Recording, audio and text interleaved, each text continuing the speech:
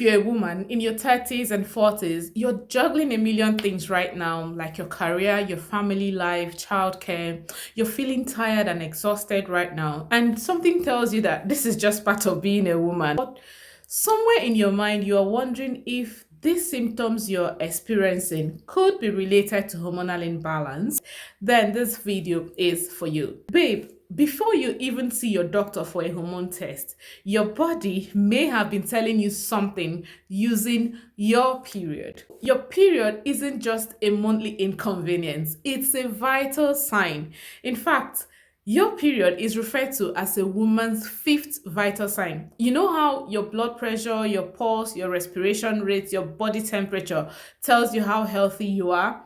Your period is like a monthly report card that tells you a lot about your hormones. And if, as a woman, you understand your menstrual cycle, you will be able to decode any changes or hormonal abnormalities early enough. So today we will look at how to know if you have any hormonal imbalance through your monthly period. But let's start from the baseline. Let's talk briefly about the stages of the menstrual cycle and the hormones involved in each of those phases. So we have four phases in the menstrual cycle. We have the follicular phase, which starts from day 1 to day 13 of the menstrual cycle, and it overlaps with your menstruation at first.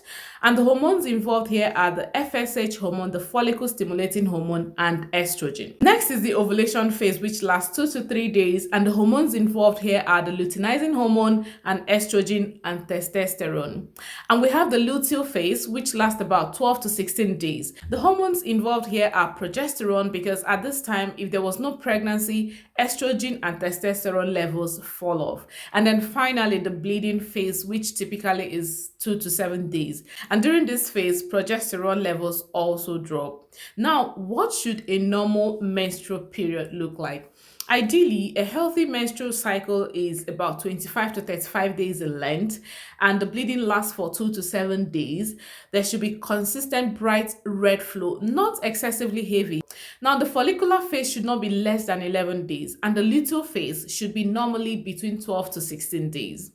And in terms of symptoms, you should feel pretty good. Minimal to no cramping, no mood swings or bloating.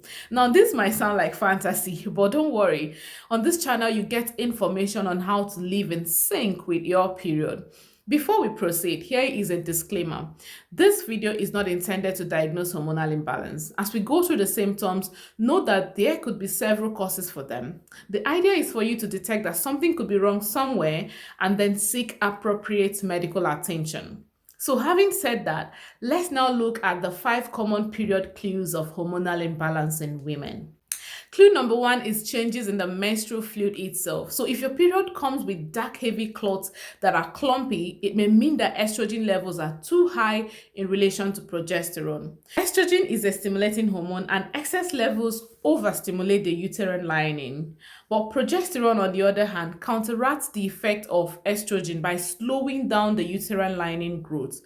But when estrogen levels are too high and progesterone levels are lower than it should be, you might experience dark, heavier clots during your period. You might have other symptoms such as breast tenderness, bloating, and other symptoms of emotional PMS. But on the other hand, if you experience thin blood flow that is more pink than red during your periods, or too little period flow, it may mean that you have low estrogen levels. Okay. Clue number 2 is having skipped or irregular periods. So your period is unpredictable. It comes on day 30, then day 45, then maybe it doesn't show up at all for a couple of months, and you've already taken a pregnancy test and it's negative.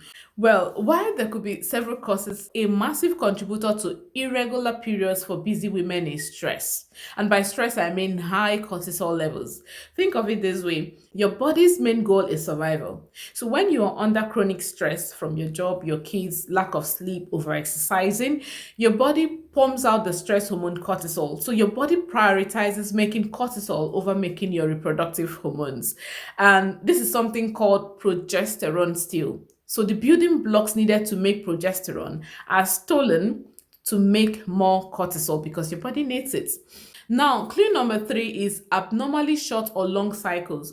So if your cycles are shorter, like your cycle lasts 24 days, or less, and the luteal phase is less than 10 days, you may have what is called LPD, luteal phase defect. Now, it usually takes up to 10 days for a fertilized egg to travel from through the fallopian tube to the uterus, and the body makes allowance for this in the luteal phase.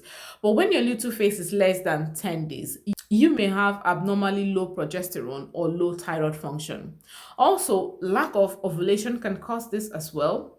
On the flip side, if you have a cycle that is more than 35 days and the luteal phase is more than 16 days, there are several causes. It could be PCOS, perimenopause, premature ovarian failure. But this is where tracking your periods comes in handy. It will help you identify these symptoms early enough. Now, are you enjoying this video so far? Have you learned something new?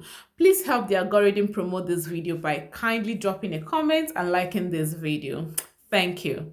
Now, clue number 4 is spotting before your period, or what is called breakthrough bleeding. So if you experience a few days of brown spotting before your period actually starts, this is a huge clue pointing towards low progesterone. Remember how progesterone keeps that uterine lining stable?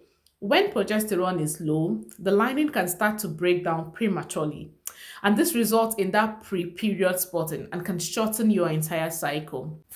There could be other causes of spotting before your periods, like uterine fibroids, endometriosis, or cervical polyps, but these are all signs of estrogen dominance. It could also be from cervical cancer. So if you experience spotting, please take it seriously and seek help immediately. Please, there is a caveat here. If the spotting happens during your ovulation, this is perfectly normal. Okay, so take note of when the spotting actually happens. Finally, the fifth clue is severe PMS. We're talking about that week or even 2 weeks before your period, you're dealing with debilitating PMS symptoms. I'm talking about intense mood swings, anxiety, terrible bloating, breakout of acne, and hormonal headaches. If these are so severe that they disrupt your normal life, this is your body screaming that your hormones are on a roller coaster. Statistically, it is said that these are normal, but they are not biologically normal. Your period should come in gently if everything is all right. This is often a combination of a number of hormonal imbalances. It's the estrogen dominance we talked about, clashing with that drop in progesterone, then adding some dysregulated cortisol levels from stress and unstable blood sugar, and you have the perfect storm for premenstrual dysphoric disorder and severe PMS. The good thing is, if you experience these symptoms, you can actually alleviate these symptoms through lifestyle and diet measures. I used to experience severe PMS, but not anymore. So there is hope. In conclusion, what I want you to do is to track your cycle, track your symptoms. You can use an app or a simple journal. You can track the length of your cycle, the days you bleed, your symptoms, and take this data with you to see your doctor if you notice any abnormality. It helps your doctor to arrive at an answer more quickly.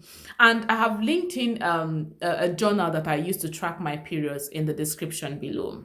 Now, I want to hear from you. Which of these period clues resonated with you the most? Let me know in the comments below. Sharing your story can help us all feel less alone on this journey. And if you found this video helpful, please give it a thumbs up and share it with a friend who might need to hear this.